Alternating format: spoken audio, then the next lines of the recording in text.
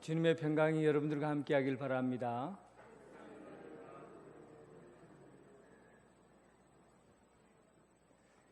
이번 여름 휴가는 미국의 로스앤젤레스에 다녀왔습니다.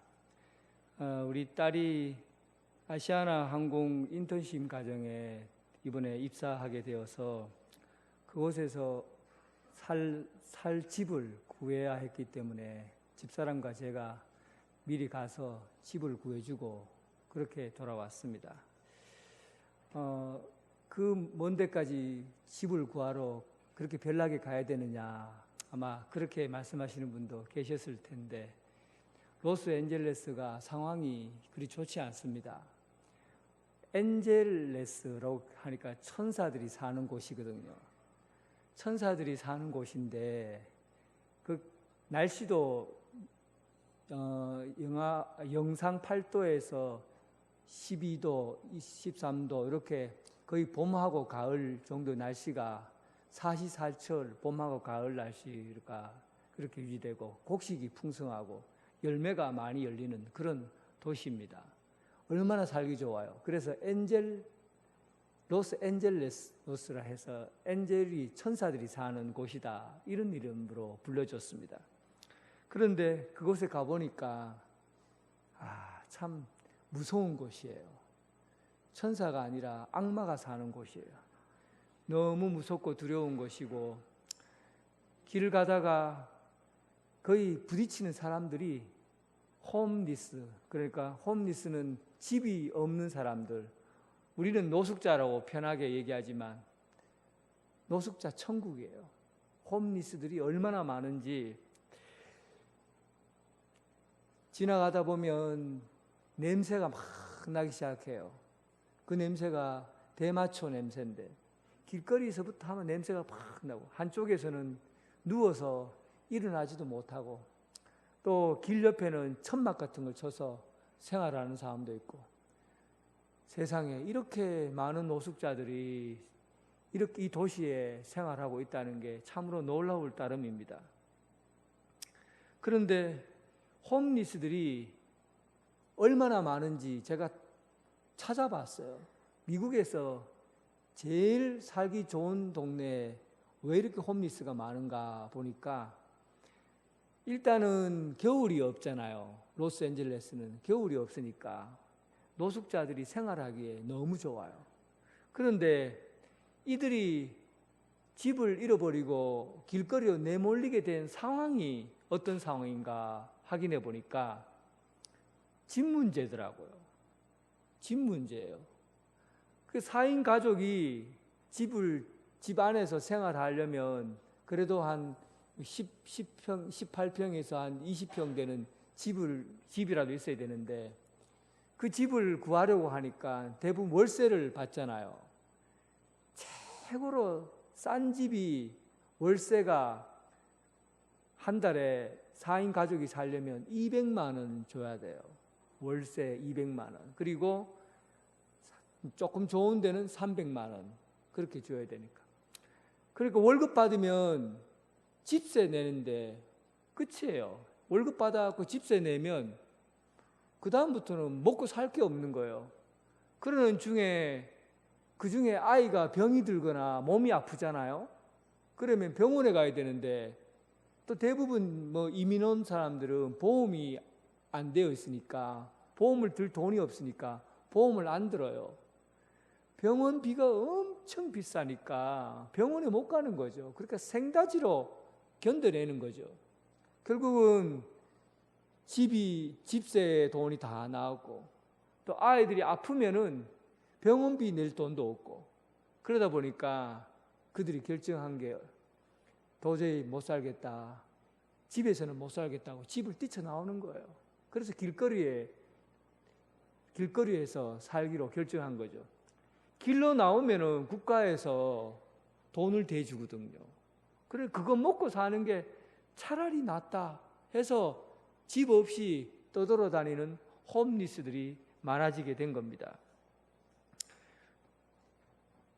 결국은 우리 인생에서 삶이 시작되고 또 삶을 유지시키는 것은 무엇입니까?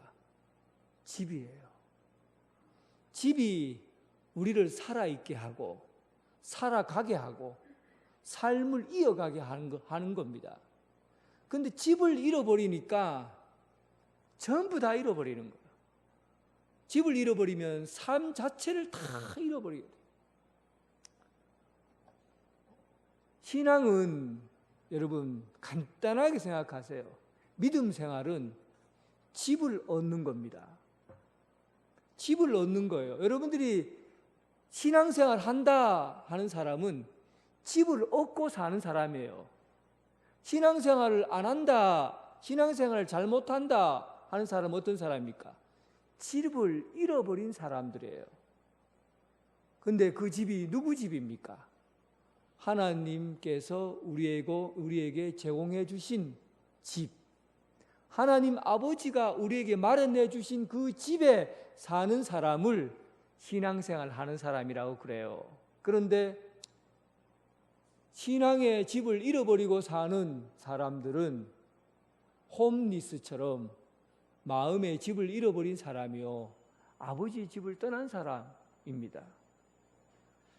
창세기 2장 8절에 보면 하나님께서 우리에게 살도록 집을 마련해 줬어요. 그 집의 이름이 에덴이에요. 여호와 하나님이 동방에 에덴의 동산을 창설하시고 그 지으신 사람을 거기 두시니라 그랬어요. 그러니까 사람을 만들고 거기에 두셨어요. 그게 두셨으니까 집을 마련해 준 거죠. 그러면 하나님이 마련해 주신 집은 어떤 곳이냐 하니까 에덴이라는 이름을 지었어요. 에덴이라는 이름의 뜻이 뭡니까? 한번 따라 해볼까요? 큰 기쁨. 그러니까 에덴 동산은 하나님이 집을 짓고 그 집의 이름을 큰 기쁨이라고 그랬어요. 그러니까 그 집에 가기만 하면 기쁨이 넘쳐나는 거예요. 그리고 에덴 동산은 물이 동서남북으로 물이 흘러넘쳐요. 물이라는 것은 생명력을 의미하는 거거든요. 그곳에 있으면 살아있다, 참 살고 싶다, 막 생명력이 넘치니까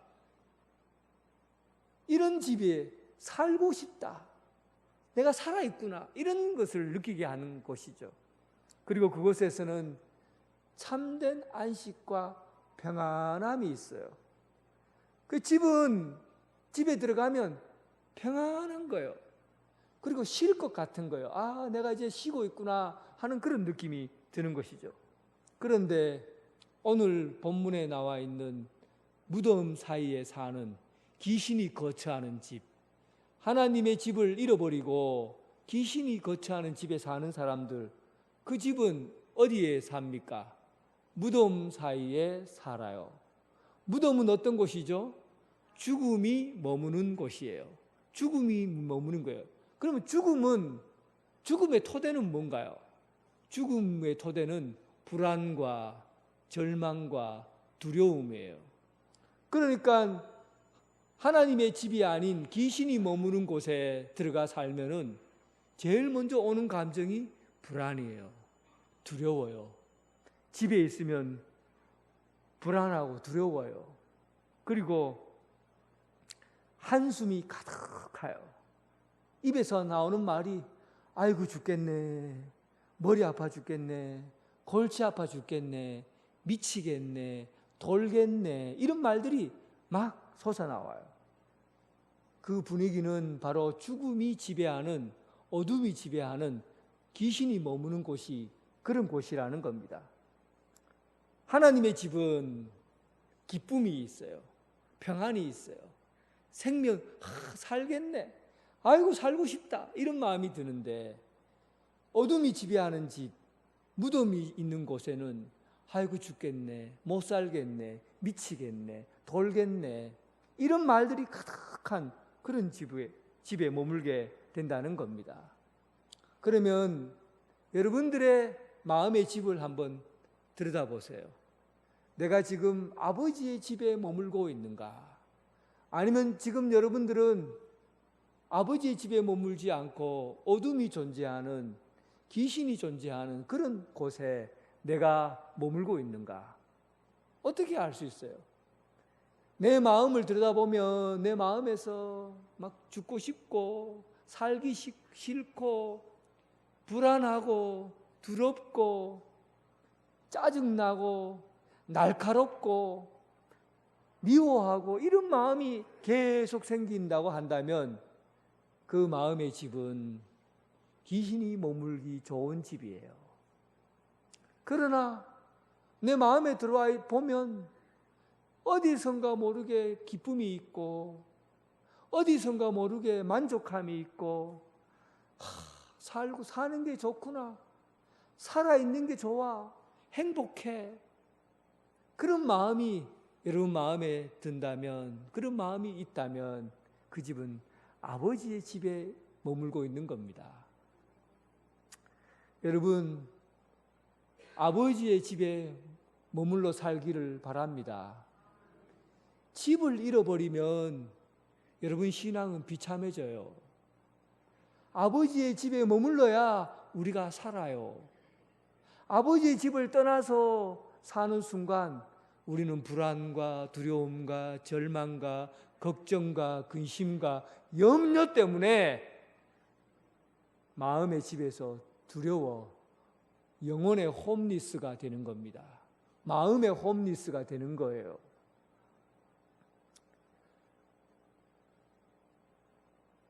무덤 사이에 있는 그 삶은 근심이 가득한 그런 삶이에요. 근심이 많은 곳에서는 어둠이 존재하고 근심이 많은 곳에는 하나님에 대한 믿음이 불신으로 존재하는 곳입니다. 여러분, 걱정하고 근심하는 거 있지요? 신앙생활에 이게 보통 문제가 아닙니다. 여러분 걱정 많이 하시고 근심에 쌓여 계신 분들이 있지요. 신앙의 심각한 문제를 앓고 있는 거예요. 왜냐하면 근심이 많다는 것은 믿음이 없다는 거예요. 믿으면 근심이 없어져요. 안 믿기 때문에 근심이 생기는 거예요. 요한복음 14장 1절 한번 같이 읽어보겠습니다. 같이 영상에 띄워 올릴 텐데 같이 한번 봐요. 같이 읽어보겠습니다. 시작. 너희는 마음에 근심하지 말라. 하나님을 믿으니 또 나를 믿으라. 보세요. 근심이 많은 사람은 하나님을 안 믿는다는 거예요.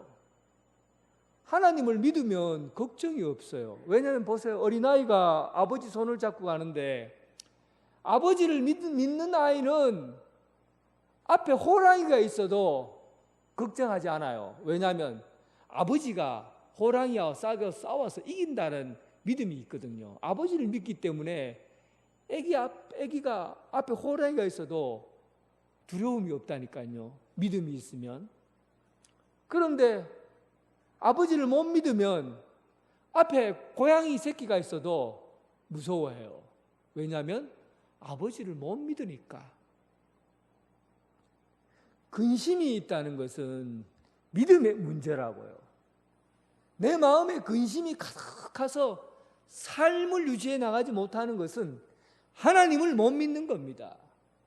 여러분 마음 안에 무덤이라는 그 집 안에 여러분들이 집을 짓고 사는 영혼의 홈리스들이에요. 영혼의 홈리스들은 마음에 하나님의 집에 거하는 것이 아니라 귀신이 머무는 곳에 머물고 있는 겁니다. 그러다 보니까 걱정과 근심이 자신의 몸을 움직여 나가고 불안이, 걱정과 염려가 자기 몸을 못 살게 그러는 겁니다. 하나님을 믿기만 하면, 하나님을 믿으면 어떤 일이 일어나느냐 하면 하나님을 믿으라, 또 나를 믿으라. 그리고 14장 2절에 보면 내 아버지 집에 거할 곳이 많도다. 하나님 아버지 집에 거하는 방법이 뭐하냐 하면 여러분들 마음에 아버지 집에 들어가서 사는 방법은 아버지를 믿으면 아버지가 집을 주시겠다는 겁니다. 그 집이 많다는 거예요. 여러분들이 거기서 생활할 집이 많다는 겁니다. 월 200만 원, 300만 원씩 내가면서 월급 타서 다 집에다가 퍼부어서 그래서 집을 구할 수 있는 것이 아니라, 또 내가 어떤 착한 일도 하고 또 열심히 살아갔고 그리고 아버지 집을 따내는 것이 아니라 하나님을 믿으면 집을 그냥 주시겠다는 거예요. 어떤 집이에요? 에덴 동산 같은 집을 우리에게 그냥 주시겠다는 거예요. 집이 많으니까. 하나님 아버지의 집을 구하기가 어려운 게 아니라 무슨 부동산 대책을 아무리 세워도 아버지 집을 구할 수 없어요. 그러나 믿으면, 하나님을 믿으면 집을 그냥 주겠다는 겁니다. 그 집을 얻으면 어떤 일이 일어나요? 흔들리지 않은 견고함이 우리 속에 가득 채워지게 됩니다. 이사야 41장 8절에서 10절까지 말씀을, 하나님의 집을 갖고 있는 사람이 어떤 마음으로 살게 되는지 보십시오. 이사야 41장 8절에서 10절 같이 읽어보겠습니다. 그러나 나의 종 이스라엘아, 내가 택한 야곱아, 나의 벗 아브라함의 자손아, 내가 땅 끝에서부터 너를 붙들며 땅 모퉁이에서부터 너를 부르고 내게 이르기를 너는 나의 종이라, 내가 너를 택하고 버리지 아니하였노라 하였노라. 두려워하지 말라, 내가 너와 함께함이라. 놀라지 말라, 나는 내 하나님이 됨이라. 내가 너를 굳세게 하리라. 참으로 너를 도와주리라. 참으로 나의 의로운 오른손으로 너를 붙들리라. 아버지 집에 거하는 사람은 하나님이 붙잡아 주는 거예요. 그러니까 하나님이 붙잡아 주는 어려운 오른손으로 우리를 꽉 붙잡고 있는데, 무슨 걱정이 그래 많고 무슨 두려움이 그래 많고 무슨 염려가 그렇게 많습니까? 아버지 집에 거하면 힘을 얻는다는 겁니다.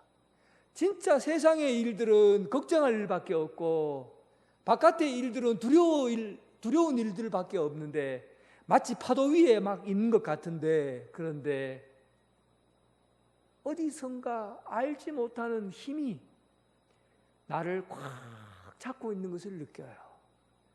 든든하게 나를 꽉 붙잡고 있는 하나님의 그 힘을 느끼는 겁니다. 이게 아버지 집에 거하는 삶의 자리입니다. 그런데 어떻게 우리가 아버지 집에 거하지 않고 귀신이 머무는 집에 거하려고 합니까? 왜 하나님 아버지를 믿지 않으시고 자꾸 세상과 염려와 두려움에 빠져서 귀신들이 머물고 싶어하는 그런 집을 여러분 마음에 만들고 살려고 해요? 오늘부터 여러분 집을 바꾸십시오. 아버지 집에 머무시기 바랍니다.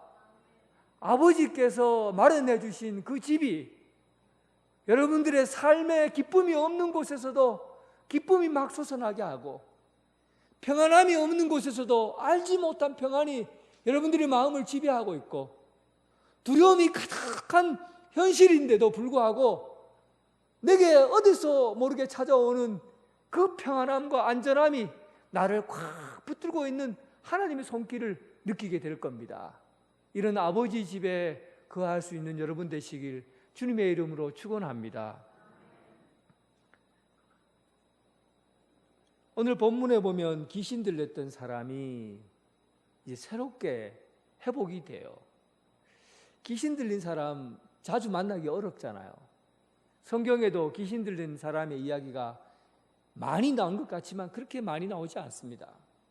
그런데 이 귀신 들린 사람을 통해서 우리가 뭘 알 수 있냐면 정상적인 삶이 무엇인가를 알 수 있는 거예요. 가장 새카만 색깔은 하얀 색깔을 드러나게 하는 것처럼 가장 어두운 삶의 이야기를 통해서 정상적인 믿음 생활이 어떤 것인지를 알 수가 있습니다. 여러분들이 내가 지금 정상적인 건강한 믿음 생활을 하고 있는지 오늘 귀신 들린 사람이 회복되는 과정을 통해서 볼 수가 있는 거예요. 15절 보니까 예수께서 이르러 그 귀신 들렸던 자, 곧 군대 귀신 집혔던 자가 옷을 입고 정신이 온전하여 앉은 것을 보고 두려워하였더라. 그래 되어 있죠. 멀쩡해졌을 때 첫 모습이 뭡니까? 옷을 주워 입은 거죠. 옷이라는 것은 내 자신을 보호해 주는 거예요. 옷이라는 것은 자신을 보호하면서 뭘 느끼는 겁니까? 내 몸은 참 소중해. 나는 참 소중한 사람이야. 그런 의미에서 옷을 입는 거예요. 그런데 귀신이 들리면 어떤 현상이 일어납니까? 자기 몸을 괴롭히는 거예요. 자기 몸을 해롭게 여기는 거예요. 뾰족한 돌을 들고 무덤 사이에서 자꾸 몸을 찍어요. 피를 내요. 막 몸을 찍어요. 내 이런 놈이 어디 있노? 나 같은 놈 죽어야 돼. 내가 살아야 되나? 내 같은 놈 이런 쓸데없는 사람이야. 나는 남들에게 태어나지 말았어야 하는 사람이야. 이런 놈이 어디 있나? 하고는 자꾸만 자기 몸을 찍어요. 귀신이 하는 행동이에요. 아시겠죠? 귀신이 하는 행동이에요. 내가 그런 행동을 하고 있다 하면 정상적인 행동이 아니라는 거예요. 정상적인 사람은 옷을 입어요. 제 자신을 보호하고 나는 소중한 사람이야. 나는 참 소중해. 그렇게 말하는 거죠. 우리 아이 집에 그래도 살림을 좀 넣어줘야 되니까 차를 타고 이렇게 마트에 가서 물건을 싣고 이제 가려고 마트로 갔어요.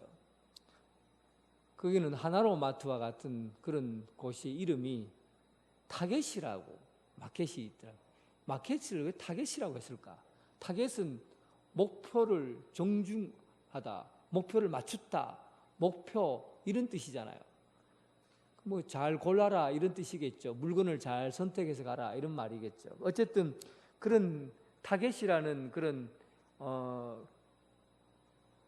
그 마트가 여러 군데 있어요. 그래서 그거 어느 집에서 가까운 곳에 가서 물건을 사려고 가는데 그 기둥 옆에 여자 하나가 누워 있는 거예요. 나이가 40대에서 50대 정도 되는 그런 여자가 기둥에 기대어 누워 있는데 옷은 위에 옷은 좀 얇은 옷으로 이래 입고 밑에 바지를 입지 않고 다리를 착 벌리고는 속옷을 전혀 입지 않고 그렇게 누워 있어요. 그리고는 정신을 못 차리고 마약을 한 것처럼 눈빛이 그냥 벌써 갔어요. 그렇게 해서 누워서 쓰러져 있는 거예요.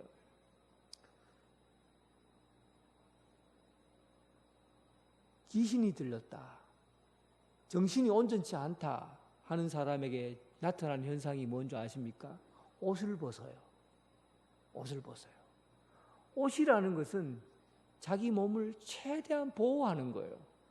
나는 소중한 사람이다. 나는 보호받아야 된다 하는 의미로 우리가 옷을 입는 거예요. 자기 몸을 아름답게 꾸미는 것은 나는 소중해 이런 의미에서 몸을 꾸미는 거잖아요. 그런데 정신이 온전하지 않으면 옷을 벗어버려요. 다 벗어버려요. 내 몸은 소중하지 않아. 나는 내 마음대로 살아도 괜찮아. 부끄러운 감정도 수치스러운 감정도 하나도 없어져요. 그런데 이 사람이 정신이 드니까, 귀신 들렸던 사람이 정신을 드니까 무엇부터 주워 입습니까? 옷부터 입는 거예요. 정신을 드니까 옷부터 탁 입고는 딱 차려입고는 앉아 있는 것이죠. 내가 소중하다는 것을 알게 된 겁니다. 귀신 들린 사람과 정상적인 사람의 차이가 뭡니까? 귀신 들린 사람은 자기 몸이 소중하지 않다라고 생각하고 마음대로 사용하는 사람이고, 정상적인 사람은 내 몸이 소중한 사람이야 하고 옷을 입는 사람이에요. 어떻게 사람이 변화가 되었습니까? 어떻게 정신이 나간 상태에서 정상적인 사람으로 어떻게 돌아왔습니까? 어떻게 내가 소중한 사람이 되었는가 하면 예수님께서 그에게 찾아오시고 예수님을 만나는 순간, 예수님을 경험한 순간 제일 먼저 변화가 온 것이 나는 소중한 사람이야 라는 변화를 겪게 된 겁니다. 결국은 인간이 인간으로서, 다시 말하면 사람이 사람답게 살려고 하면 예수님을 만나야 된다는 뜻입니다. 예수님을 만나는 순간 그가 소중한 사람이라는 것을 깨닫게 되었잖아요. 그러니까 사람은 예수님을 만나야만이 사람답게 되는 겁니다. 사람이 사람답게 정상적으로 살려면 예수님을 만나지 않고서는 정상적인 삶이 불가능한 거예요.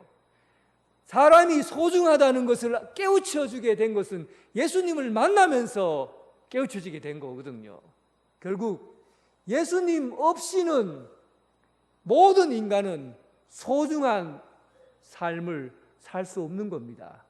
예수님 안에서 비로소 우리가 소중한 인간이라는 것을 알게 되는 거예요.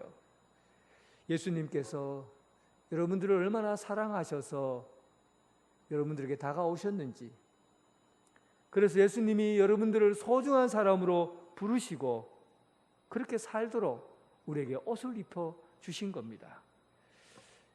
예수님의 사랑을 받고 사람답게 살아가는 여러분 되시길 주님의 이름으로 축원합니다. 이 사람이 군대 귀신 들렸던 사람이 정신이 온전하여서 앉았어요. 귀신 들린 사람에게 있어서 제일 힘든 게 뭔지 압니까? 가만히 있어라는 말이에요. 가만히 있으라고 쇠사슬을 가지고 묶어놓고 다리를 다 묶어놔도 가만히 못 있어요. 쇠사슬을 끊어버리고 쇠고랑을 발로 차버리고 그리고는 막 뛰어다녀요. 미친 사람은 가만히 있는 걸 못해요. 가만히 앉아 있는 것이 불가능합니다. 왜냐하면 정신이 없기 때문에, 내 정신이 없기 때문에 막 자기 멋대로 막 행동하는, 정신을 잃어버리고 행동하는 거예요. 그러니까 귀신 들린 사람은 가만히 앉아있지를 못합니다. 정신이 온전한 사람은 앉아있는 사람이에요. 앉아있다는 말은 자기 자리에서 위치를 찾았다, 그런 뜻입니다. 내비게이션 알죠? 내비게이션을 보면 길을 잘 찾기 위해서는 내비게이션을 보면 길을 잘 찾을 수 있어요. 제일 먼저 내비게이션에서 인공위성으로 뭘 추적해 갑니까? 내가 있는 위치를 추적합니다. 그래서 내가 있는 위치에서 목적지를 정해 놓으면 그 위치에서부터 찾아가는 거죠. 그러니까 내가 앉았다라는 뜻은 내 자리를 먼저 찾았다는 겁니다. 그런데 정신이 온전한 사람은 내 자리를 몰라요. 내가 어디에 있는지, 무슨 일을 하는 사람인지, 어떤 자리에 있었는지 몰라요. 저 서울에서 부목사 할 때 어떤 30대 여자 집사님이 제게 와서 이렇게 얘기를 해요. 목사님, 이거 제가 얘기하는 내용은 다른 사람한테 절대 이야기하면 안 됩니다. 경찰서에 가서 내가 얘기했는데 이 사람 내 말을 듣질 않아요. 그래서 목사님에게만 특별하게 말해주는 거니까 목사님 들어보세요. 그래, 무슨 얘기입니까? 하니까 목사님, 제가요 밤마다 우주 어느 곳에 갇혀있는 과학자 2명에게 전파를 받는다고 그래요. 그 전파가 탁 자기인데 오는데 그것을 해석하면은 이 지구가 곧 멸망하게 될 텐데 네가 정신 차리고 세상 사람들에게 알려야 된다. 그 메시지가 자기인데만 온다는 거예요. 그래서 자기가 답답해서 급하게 경찰서 가서 얘기를 했는데 안 믿더라는 거예요. 여러분들 왜 안 믿을까요? 그래서 답답해서 진짜 믿을 만한 어리숙한 목사님이 있으니까 그 사람 찾아가서 하면 이 사람은 믿겠지 하고 나를 찾아온 거예요. 그래서 어제도 이 전파를 받았는데 과학자들이 지금 굴에 갇혀 있어요. 그래 이 지구가 멸망하는데 곧 멸망합니다. 목사님, 이 말을 꼭 들으셔야 돼요. 이분은 정신이 우울증이 와서 환각 증세에 빠진 분이에요. 정신이 온전하지 않아요. 정신이 온전하지 못한 사람들의 특징이 뭐냐 하면 자기가 있는 자리를 모르는 거예요. 자기가 있는 자리를 모르는 거예요. 정신이 온전한 사람은 내가 서 있는 자리가 어떤 자리인지를 알아요. 오늘 본문에 보니까 이 군대 귀신 지렸던 사람이 그의 자리를 찾게 됩니다. 어떻게 찾게 되냐면 20절에 보니까 주께서 나에게 어떻게 큰일을 행하셨는지, 주께서 나에게 어떻게 큰일을 행하셨는지, 주님께서 나에게 행하신 일을 통해서 내가 누구인지, 내가 서 있는 자리가 어떤 자리인지를 알게 되었다는 뜻입니다. 결국은 우리 인생의 출발점, 시작점은 예수님이 내게 행하시는 일을 통해서 출발점을 찾을 수 있는 겁니다. 예수님께서 나를 위해서 죽으시고 부활하신 그 사건을 통해서, 예수님께서 내게 행하신 십자가의 그 사건을 통해서 내 인생의 출발점에 있는 그 자리를 알게 되는 거예요. 내가 서 있는 자리가 어떤 자리인지를 알게 되는 겁니다. 예수님의 큰 일을 통해서만 내 자리의 시작점을 알게 됩니다. 그리고 앉았다라는 말은 좌정하다라는 말을 가지고 있어요. 좌정하다는 말은 앉을 좌자, 정할 정자, 앉을 자리를 정한다는 거죠. 그러니까 내가 앉아 있다는 것은 내가 앉아서 가야 될 자리를 정했다는 그런 의미입니다. 보통은 정신을 잃고 사는 귀신 들린 자들은 내가 서 있는 자리를 모를 뿐더러 내가 어떻게 살아야 될지 몰라요. 어느 방향으로 살아야 될지 목표가 없어요. 그러니까 이리 뛰고 저리 뛰고 막 뛰어다니는 동서남북 고삐 풀린 말처럼 마구 뛰는 거예요. 왜 그래요? 정신이 없으니까, 귀신 들렸으니까. 시작점도 없고 목표도 없는 거예요. 그런데 예수님께서 귀신을 쫓아내고 예수님이 큰 일을 행하셨으니 그가 시작점을 알게 되고, 그리고 내가 어떻게 살아야 되는가, 그 목표점을 찾게 됩니다. 그 목표점이 어디에 나옵니까? 마지막 본문에 그가 큰 일을, 예수님께서 행하신 큰 일을 가지고 데가볼리로 가서 예수님께서 하신 일을 전파하더라. 그 귀신 들린 사람의 목적은 뭡니까? 마지막 목표는 뭐예요? 예수님께서 행하신 큰 일을 데가볼리 10개 마을 도시로 가서 복음을 전하는 것. 이것이 그의 사역의 목적이 된 겁니다. 사랑하는 성도 여러분, 음침하고 절망이 가득하고 두려운 무덤에서 나오시기 바랍니다. 이제 깨끗하고 새로운 집, 기쁨이 넘치고 염려가 없고 걱정이 없고 두려움이 없는 참된 쉼과 안식이 있는 하나님 아버지 집에 머무시기 바랍니다. 하나님을 믿으면 됩니다. 하나님을 의지하면 여러분들의 마음에는 하나님의 집이 여러분들의 삶을 주관하게 될 겁니다. 예수 그리스도를 믿고 온전하게 되면 옷을 바로 입게 됩니다.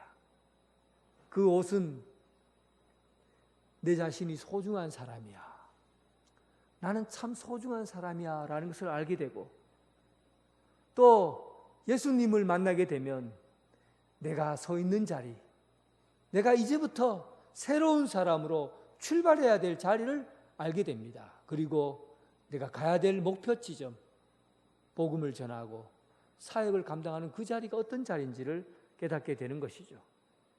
예수님을 통해서 여러분들의 삶의 방향을 결정하고 시작점과 목표점을 찾고 주님이 원하시는 그 길을 걸어가는 여러분 되시길 주님의 이름으로 축원합니다.